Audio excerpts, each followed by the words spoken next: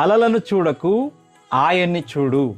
ప్రియ దేవుని సంగమా, మత్తయి రాసిన సువార్త 14:29-30 దేవుని వాక్యం మనం గమనించినట్లయితే వాక్యం సెలవిస్తా ఉంది. అక్కడ పేతురు మనకు కనబడతా ఉన్నాడు. పేతురు దోణి దిగి ఏం చేస్తున్నాడు? ఆయన యేసు వద్దకు వెళ్ళుటకు నీళ్ల మీద నడిచెను గాని గాలిని చూచి భయపడి అని వాక్యము సెలవిస్తూ ఉందండి. మన జీవితంలో అద్భుతాలు జరగబోవడానికి అనేక సార్లు కారణాలు ఏంటో తెలుసా ప్రియులారా? గమనించినట్లయితే మనం దేవుని వైపు చూడడం మానేసి ఏం చేస్తాం?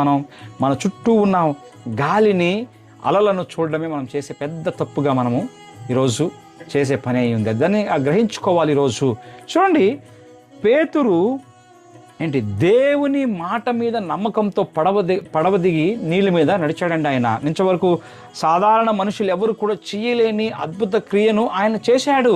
మంచిది. కానీ ఎప్పుడైతే ఆయన చూపు యేసు ప్రభుల వారి మీద నుండి మారి చుట్టూ ముసురుతున్న తుఫాను గాలి మీదకి వెళ్ళిందో వెంటనే ఏం చేశాడు? అక్కడ మునిగిపోవడం ప్రారంభించాడు. అవును కదండి? గమనించండి, మన ప్రయాణం కూడా, మన జీవిత ప్రయాణాలు సరిగ్గా ఇదే జరుగుతుందండి. అనేక సార్లు మనం చూస్తున్న అప్పుల కొండ, మన ఆరోగ్యం పట్ల డాక్టర్ గారు ఇచ్చిన ఒకవేళ నివేదిక, రిపోర్ట్ కావచ్చు, మన భవిష్యత్తు గురించి ఈరోజు సమాజం మాట్లాడుతున్న భయపెట్టేటువంటి మాటలు కావచ్చు, ఇవన్నీ కూడా మనం ముంచేసే అలలేనండి. ఈ సత్యాన్ని ఈరోజు మీరు గ్రహించుకోవాలి.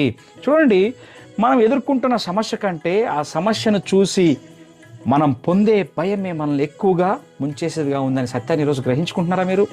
ఈరోజు మన దృష్టి ఎటువైపు ఉంది?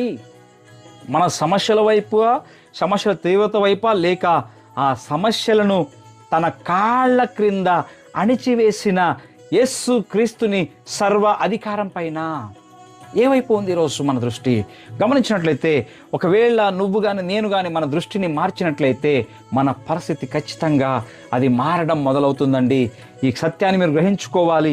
ఒకవేళ ఈ క్షణమే మన దృష్టిని మార్చుకొని మన శ్రమల వైపు, మన అసాధ్యాల వైపు చూడడం ఆపివేసి తుఫాను మధ్యలో కూడా మన వైపు చెయ్యి చాచి నిలబడిన ఆ నమ్మకస్తుడైన యేసు క్రీస్తు వైపు ఒకవేళ నీ కన్నులెత్తినట్లయితే, ఒకవేళ నిజంగా ఎప్పటికి కూడా నువ్వు ఇంకా మునిగిపోతున్నాను అనిపిస్తే భయపడవద్దు.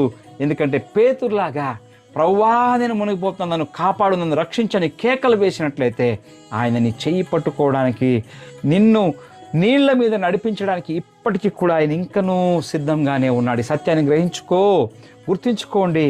అలలు ఎంత పెద్దవైనా కావచ్చు, మన దేవుని మాటల ముందు అవన్నీ కూడా లొంగాల్సిందే. విశ్వాసంతో అడుగు ముందుకు వేసినట్లయితే మనం మునిగిపోము.